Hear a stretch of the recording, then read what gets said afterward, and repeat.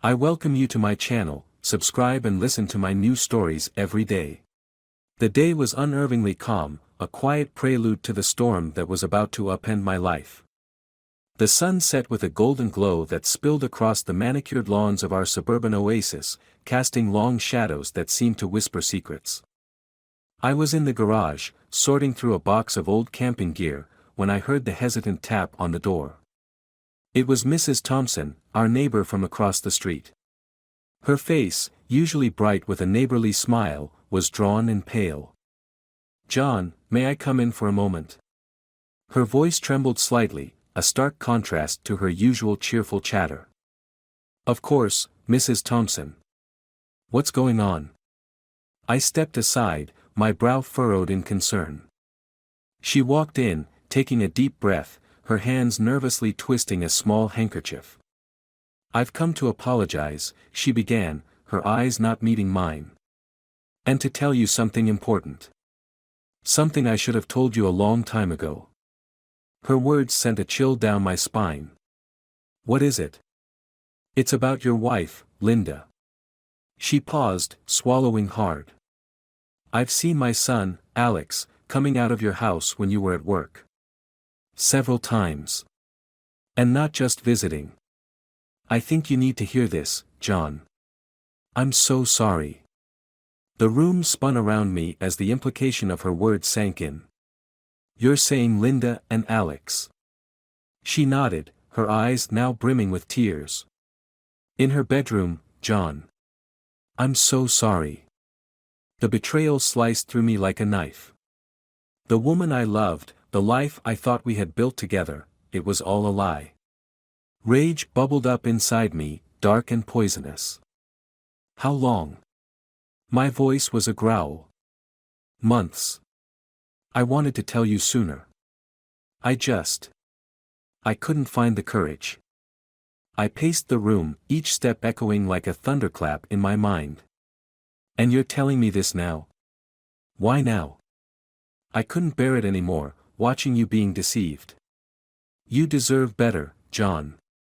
The world as I knew it had shattered, leaving me in a vortex of anger and despair. But amidst the chaos, a cold determination took root. Linda had made her choice, and now, I would make mine. "Thank you for telling me, Mrs. Thompson. You can go now." She hesitated, then slowly walked out, leaving me alone with my fury. As the door closed, my thoughts turned dark. Revenge. The word echoed in my mind, a clarion call that drowned out the cacophony of my broken heart. Linda had ruined our life, our love, and our home. Now, I would ruin hers. I sat down, the weight of my new reality anchoring me to the spot.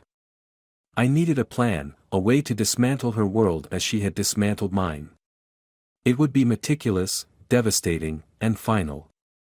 I would ensure that our paths never crossed again after the dust settled. The first chapter of my revenge began that night, under the cover of darkness, as I started to gather the evidence I needed to expose her betrayal and secure my escape from this sham of a marriage. The night air was cool and crisp, carrying a faint scent of jasmine as I made my way quietly across the lawn to the small garden shed tucked away behind our house. This nondescript structure had become my war room, where I would lay the groundwork for my revenge. Inside, the dim light flickered as I powered up my old laptop. The screen glowed, casting harsh shadows across the walls. My hands moved with purpose, typing, searching, documenting every piece of evidence I could find.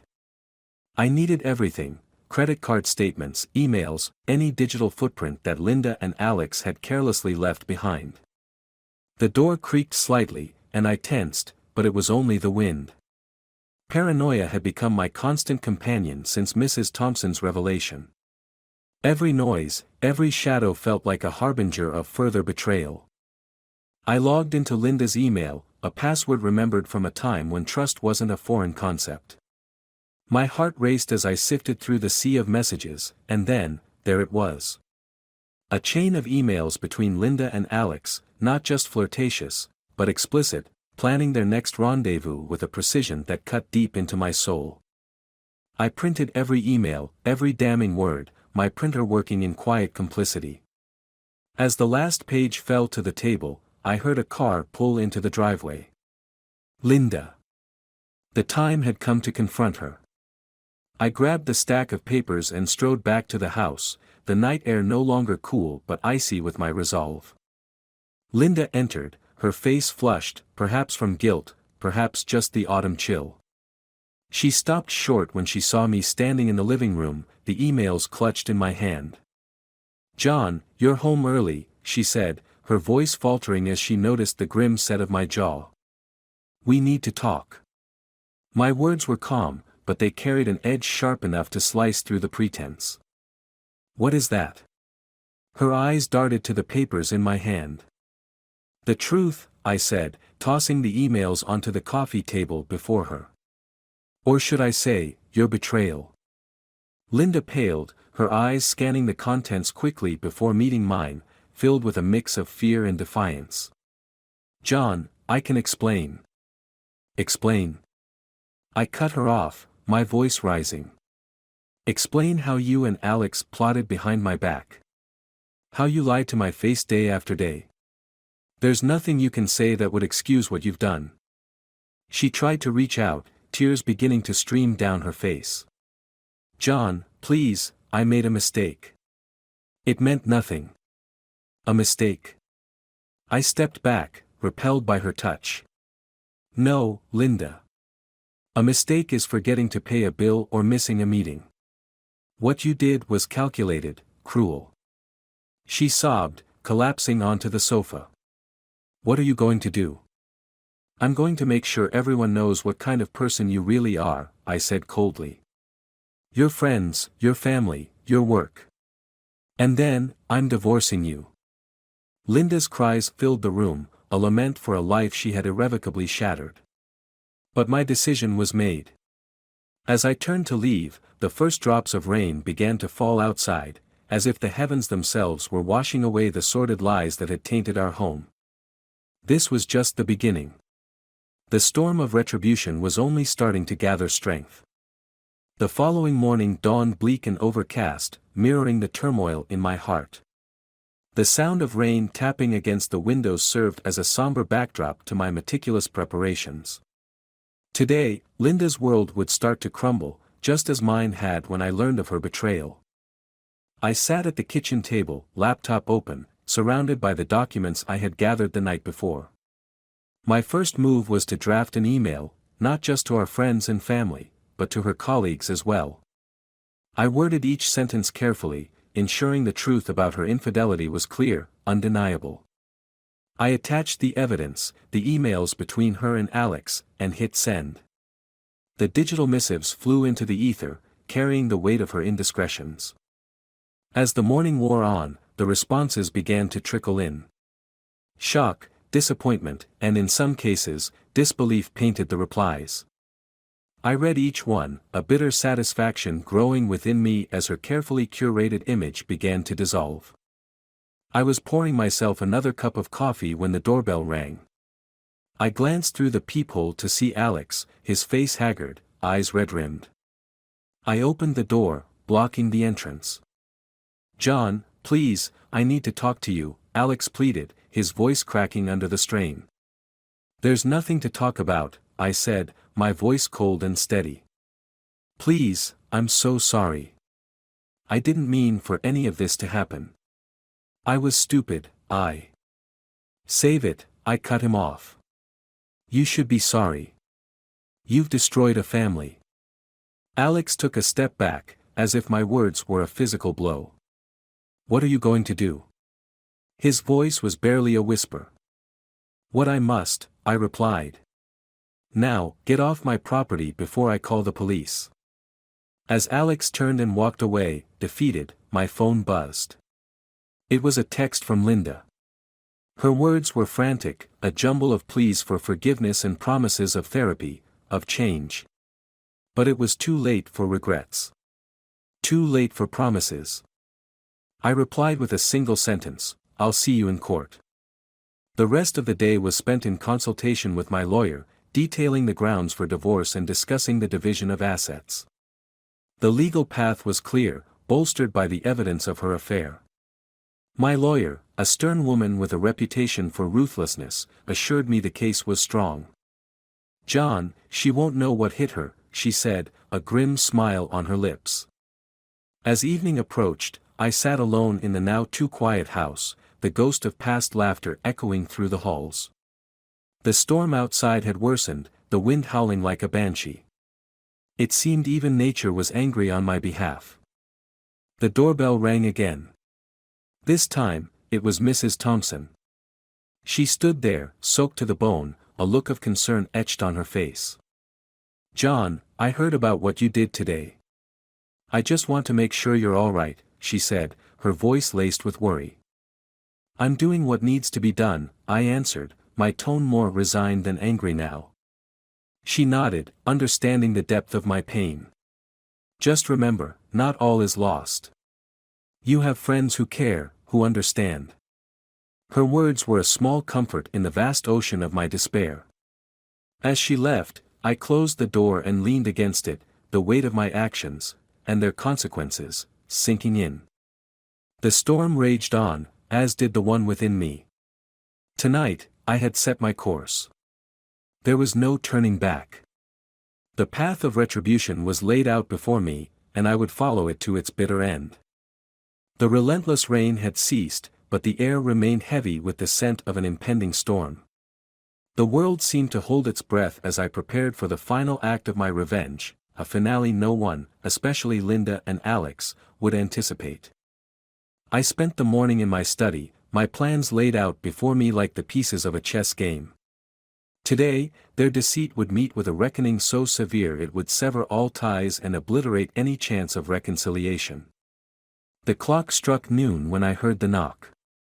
Stepping out, I found Linda on my doorstep, her eyes weary and red, a stark contrast to the composed facade she once wore effortlessly. "John, please, can we just talk? I've lost everything. My job, my friends, you." Her voice broke as she pleaded. "I think you've said enough," I replied, my voice void of the warmth it once held for her. "Today, you'll see the full consequence of your actions." I stepped aside, letting her enter, her confusion palpable. She looked around, perhaps expecting to see signs of the life we once shared, but the house was stripped of any warmth, a shell of its former self. "What are you planning, John?" she asked, a tremble in her voice as she took in the stark surroundings. "Justice," I replied simply. Turning to my laptop, I opened a video call. Faces popped onto the screen, her parents, her siblings, and a few of our mutual friends, all staring back at her through digital windows. Linda gasped, understanding dawning on her as she realized the extent of her exposure. "You told them everything?" "They deserved to know who they were idolizing," I said coldly. The conversation was brutal. Accusations flew, and tears were shed as Linda tried to defend her actions, but the betrayal was too deep, the wounds too fresh. One by one, the screens went black, the digital disconnection mirroring the real-life chasm that had formed between her and the people she loved. As the last screen flickered off, I turned to face her. "It's not just them," I said, my voice steady. "There's one more thing." Her eyes widened with fear, bracing for another blow. "I've sold the house," I declared. "And donated half of everything to charity. You'll find that your financial safety net has significantly shrunk." Linda staggered back, her face pale, her body trembling. "You've destroyed me," she whispered. "No, Linda. You did that yourself. I just made sure you faced the consequences." With nothing left to say, she turned and walked out, her departure as final as the closing of a book. I watched her go, feeling a hollow victory. My revenge was complete, but it brought no joy, only the bitter satisfaction of justice served. Hours later, as I sat among the remnants of my dismantled life, a figure appeared in my doorway. It was Alex, his appearance ragged, his eyes haunted. "John, I'm sorry for everything," he stuttered, his voice barely a whisper. "This is your last goodbye, Alex." Make it quick. Alex nodded, taking a deep breath. I just want to say, what happened between Linda and me, it was wrong. And I'll regret it forever. I'm leaving town. You won't see me again. Good, I replied. Go and never come back. As Alex turned and disappeared into the growing dusk, I realized the depth of the ruin around me. Everyone had lost in this game of deceit and vengeance. The house now sold, my relationships obliterated, I packed the last of my belongings into my car and drove away from the neighborhood that had been my home. The betrayal had indeed parted us forever, a harsh lesson learned at the cost of everything I once valued. The road ahead was uncertain, but it was free from the shadows of deceit. As the sun set behind me, the final chapter of my old life closed, and somewhere on the horizon, the first page of a new chapter slowly began to turn.